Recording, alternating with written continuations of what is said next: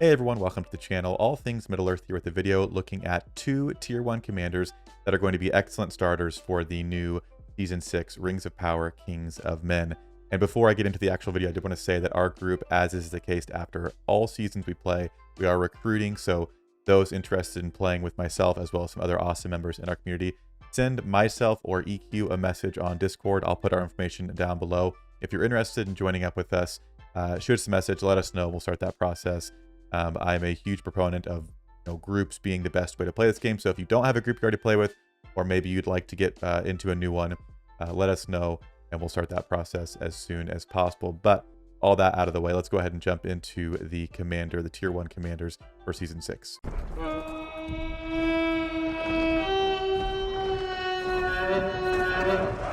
Now, if you were not aware for Season 6, if you've not looked at any information for Season 6, the really big thing is that there are no starting factions anymore. You're going to pick one of 8 starting regions on the map. And with there being no starting factions, they are limiting the amount of starting troops we have at the beginning of the game. As you can see by this nice colorful graphic here that they put out, we are going to have access to the Numenorian and the Easterling quarters, which are Rune and Gondor. So we're going to have all of the troops that would normally be available in those barracks, as well as both of their tier 4s at the start of the season. Now, if you're unfamiliar with what this looks like, it's like this here. Again, you can see you have the skirmisher yurt, the mercenary yurt, the pirate yurt with those units for evil men, and then we have the militia training ground, horseman stable, and the ranger training grounds. And at the very bottom, you can see we got our swan knights and we have our war chariots here. So this is going to be the starting. You can see just the 2 here. Everything else is going to be hired out of the embassies like you would normally hire opposite alignment troops. So with that all being said, there are going to be some commanders that I think are going to be good starting commanders. Again, you have your staples like a Gandalf the Grey, and we may cover him in a future video. Gandalf the Grey is like the end-all be-all for starting commanders in PvE in this game. But I wanted to cover, we're going to do a few different parts to this video series. I wanted to cover today a Tier 1 evil and a Tier 1 good commander that are going to benefit from the evil men and the men that you start with here at the beginning of Season 6. Now, the first one is going to be Calderon. This should not be a shock. Calderon's a fantastic Tier 1. In fact, I think one of the better evil commanders in the game, but at Tier 1 especially, he really does a good job. So I wanted to go through the build for him. The troop comp is going to be, as you see here on the screen, the 3 different sets of evil men. Now, obviously, you may not have the tier 3s available right away, but just use whatever tier you have available. If you start out and you have all the tier 1s, use those, tier 2s, so on and so forth. Now, if you have not seen one of these sheets that I put together, I'll make it very simple for you. Again, I've tried to clean them up so it's very easy to follow. Again, like I said, we have our troop suggestions up here. We have the Dragoon, the Corsair, and the Halberdier. You don't have all the tier 3s available. Just use whatever lower tier you have for these and equal thirds here for Calderon. In terms of the equipment, you can see here, got the purple border. These are purple gear suggestions. Same thing goes for the troops here. If you don't have this exact purple gear, use whatever you have that's closer to it. Or if you're using blue gear, that's totally fine. Again, you just want to look at what these items here do and see if you can emulate that as best as possible. So even using something like a broad axe that's blue, that's going to increase the troop damage.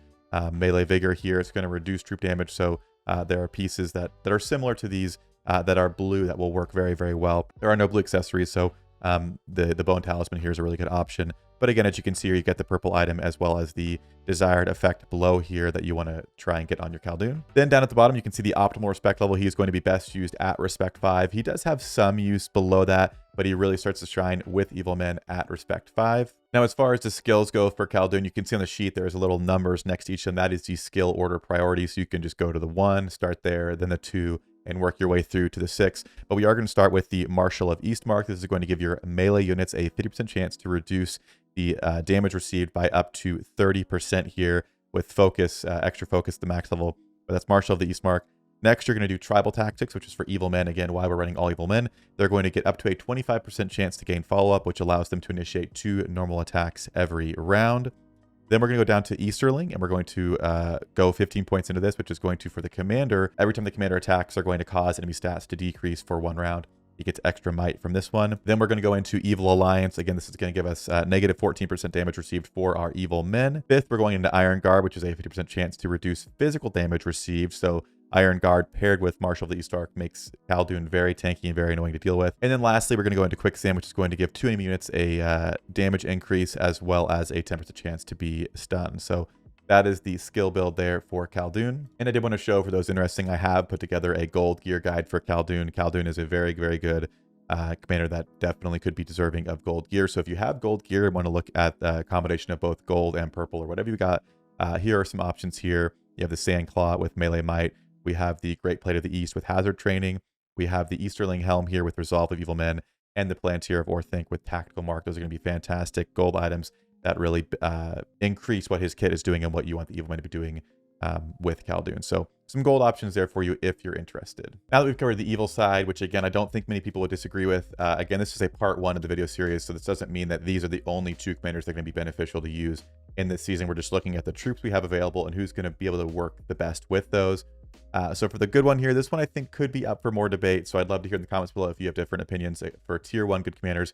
But we're going to look at Eowyn. Now, Eowyn is a mounted commander, so I'm going to actually provide 2 different types of builds for her because you're not going to have as much of the mounted units as you need to really run her the best possible way. But she does have damage reduction and she does have heals for mounted, which is why I'm going to suggest her above like a Boromir or a Faramir for early game. Because again, the name of the game for early game is just reducing the amount of troops you lose so you can just continue to play as much as possible in your first 24 hours.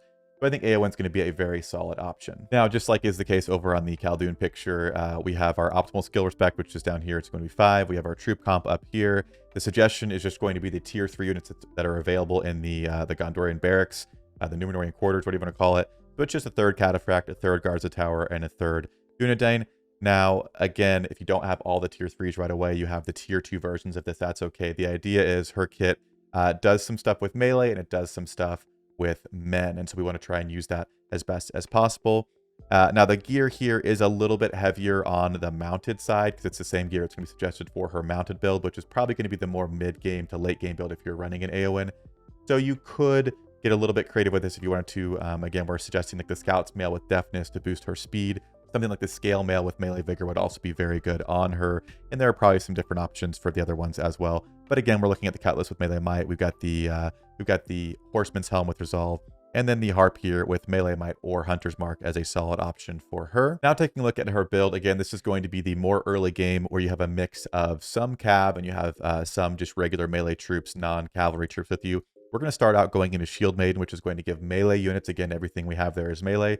They're going to have a 40% chance to reduce physical damage by 30% with extra focus with that one. The next one is Defensive Stance, which is going to deal physical damage, but also it's going to give you a little bit of a heal for allied melee units, for one allied melee unit, and they're also going to receive less damage on their next hit modified by might. So Defensive Stance is a very good one there for the melee troops. Then we're going to look at the R5. The R5 title is for mounted units only, so it's each round all mounted units recover HP, and at maxed out, they're going to gain stun immunity. We have Frontline Rescue, which is just for melee, not specific to mounted. On round 3, they're going to recover HP. And then we have Nobility, which is for men. They're going to deal extra damage. So again, all of these, excluding the title, affect any melee. Obviously, this one down here is for men. And then the R5 is specifically for mounted. So what I would do is I would go into Shield Maiden and Defensive Stance first. And then I'd start going into White Lady of Rohan, 2 points here, and then 1 point into each sub-skill in equal parts. I wouldn't try and put all 15 into the heal unless you were running full mounted and you have enough to do that, which you definitely could do once you get to that point. But I would start out and put 2 points here and then 1 in each of these, 2 points here, 1 in each of these, and so on and so forth.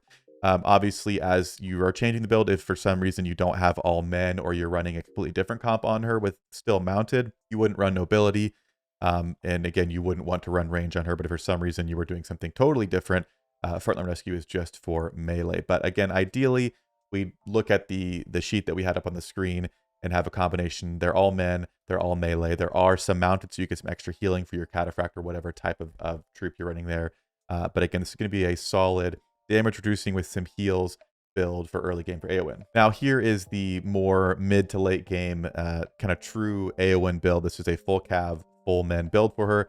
The gear is going to be the same here, and instead of going more into the R1, we're going to shift some points out of that and start over here with the R5, which again is going to provide healing to all of our troops since they're all cav. We're going to go to Frontline Rescue. We've got Nobility here for the men. They're all men with the Cataphracts, Spree Riders, and Cavaliers.